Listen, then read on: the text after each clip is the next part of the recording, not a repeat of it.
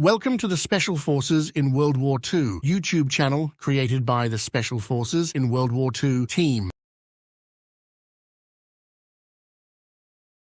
By the early 1940s, Great Britain was locked in a desperate struggle against Axis naval power. The Royal Navy's submarines were already doing vital work, gathering intelligence and engaging enemy ships. But there was a pressing need for a stealthier alternative.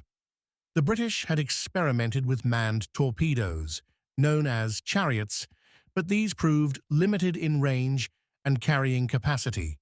That's where the X-class submarines came in. Compared to a manned torpedo, an X-craft was substantially larger and more capable, though still only a fraction of the size of a typical fleet submarine. The extra space in an X-craft allowed for better endurance, room for special equipment, and the possibility to carry massive charges, turning these tiny submersibles into lethal underwater saboteurs. From a design standpoint, the X-craft was a lesson in compact efficiency. They measured around 51 feet, that's roughly 16 meters, in length, with a maximum diameter of 5.5 feet, 1.7 meters. On the surface, they displaced 27 tons, and when submerged, the displacement rose to 30 tons.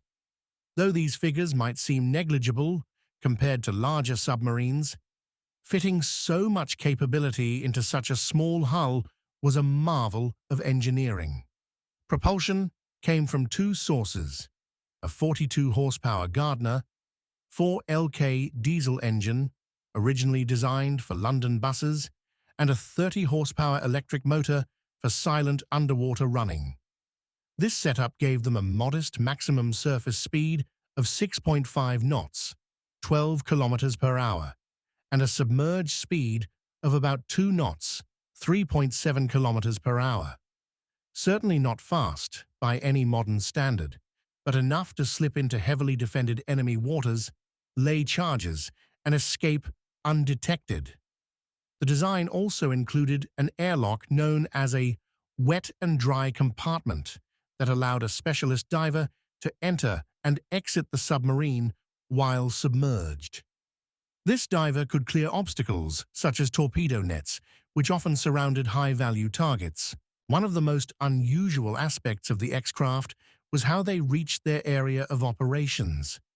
Because their range was limited, 600 nautical miles on the surface, 80 nautical miles submerged at 2 knots, they would be towed by a larger submarine, typically a T-class or S-class mother submarine. The towing submarine carried an additional passage crew, whose job was to keep the X-craft running during transit. Once the flotilla arrived near its target, the operational crew would transfer by dinghy from the mother submarine to the X-craft, and the passage crew would head back. With their specialized charges, 2 side cargoes containing 2 tons of amatol each, the X-craft were essentially miniature stealth bombers of the sea. Their goal was to sneak underneath the hull of an enemy vessel, release the explosives onto the seafloor, and slip away. A time fuse would trigger the blasts later, ideally after the X-craft was at a safe distance. Before the X-craft became fully operational, the Royal Navy built several development prototypes to refine the design. The first operational boat, X-3, was launched in March 1942. Soon after, in September 1942, training began with a second vessel, X-4.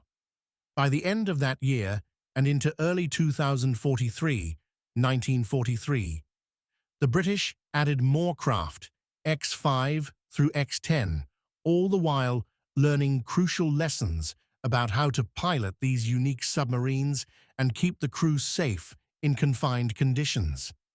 These training efforts were centered around HMS Varbel, a former hotel-turned-naval training establishment at Port Bannatyne on the Isle of Bute in Scotland.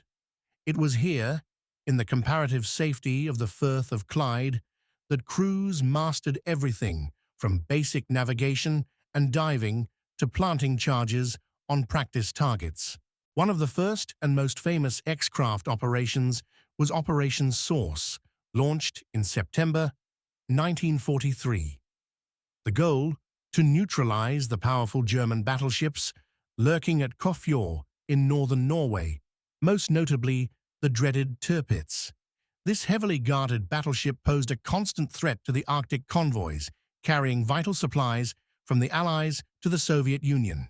6 X-craft, X-5, X-6, X-7, X-8, X-9, and X-10 set out on this monumental mission. It was far from smooth sailing. 2 of them never even made it to the target. X-8 was scuttled after it began taking on water and risked capture. X-9 disappeared when her tow line snapped, and tragically, the crew was lost. Despite these losses, X-6, commanded by Lieutenant Donald Cameron, and X-7, commanded by Lieutenant Godfrey Place, made it through the German defenses, navigating through net barriers and patrolling ships. They placed their explosive charges beneath the Tirpitz and were captured shortly after. Soon, the charges detonated, heavily damaging the massive battleship, putting it out of action for months. For their audacious success, Cameron and Place each received the Victoria Cross, the highest military decoration for valor in the British honours system. Several other crew members earned high distinctions for their bravery. Although X-5 was lost, some historians believe it may have also managed to plant its charges before being destroyed. After Operation Source, the British replaced their lost X-craft with vessels numbered X-20 through X-25, along with additional craft for training. The pace of operations quickened. The X-craft concept had proven its worth, and now the Royal Navy wanted to use them wherever crucial targets might be lurking. In April 1944, an X-craft designated X-24 carried out operation guidance against a valuable floating dock in Laksevåg near Bergen, Norway. Initially, X-22 was set for the job, but it was lost in a training accident. X-24 managed to place charges, but mistakenly sank a nearby merchant ship named Behrenfels instead of the intended dock. On September 11th, X-24 tried again, this time successfully sinking the dock. Interestingly, X-craft were not just used for direct attacks. They also played a critical role in reconnaissance in the lead-up to Operation Overlord, the D-Day invasion of Normandy on June 6, 1944. In Operation Postage Able, the submarine X-20, commanded by Lieutenant K.R. Hudspeth, spent 4 days off the French coast, gathering vital information about beach conditions. By day, X-20 used a periscope and echo soundings to chart water depths. By night, 2 divers from the submarine would swim ashore, collecting soil samples, reportedly stashing them in condoms so they could be safely brought back and tested. These covert surveys helped confirm which beaches would be best for the Allied landings and provided vital details on tides, sand density, and possible underwater obstacles. Next came Operation Gambit, where X-20 and another X-craft, X-23, positioned themselves off the beaches designated for the British and Canadian assault, Sword and Juno. Each submarine carried a crew of 5 and was outfitted with radio beacons and echo sounders. Their job was to remain submerged for extended periods, 64 out of 76 hours at sea, and act as concealed navigation aids for the invading armada.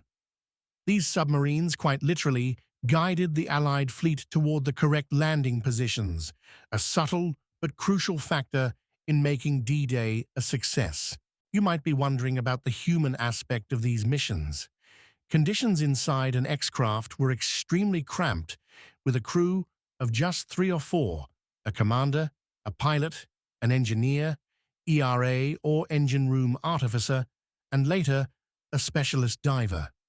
Imagine spending days on end in a vessel just over 50 feet long and barely wide enough for a grown man to stand upright. The primitive ventilation and constant worry about carbon dioxide buildup meant crewmen often suffered fatigue, headaches, and claustrophobia. They subsisted on simple rations, sometimes only benzodrine tablets, and minimal food if the mission required extended secrecy. Yet, despite these hardships, morale remained impressively high. Each crew member was keenly aware that stealth and endurance were their greatest weapons. You might be wondering about the human aspect of these missions. Conditions inside an X-craft were extremely cramped, with a crew of just 3 or 4, a commander, a pilot, an engineer, ERA or engine room artificer, and later, a specialist diver. Imagine spending days on end in a vessel just over 50 feet long and barely wide enough for a grown man to stand upright. The primitive ventilation and constant worry about carbon dioxide buildup meant crewmen often suffered fatigue, headaches, and claustrophobia. They subsisted on simple rations, sometimes only benzodrine tablets, and minimal food if the mission required extended secrecy. Yet, despite these hardships, morale remained impressively high. Each crew member was keenly aware that stealth and endurance were their greatest weapons.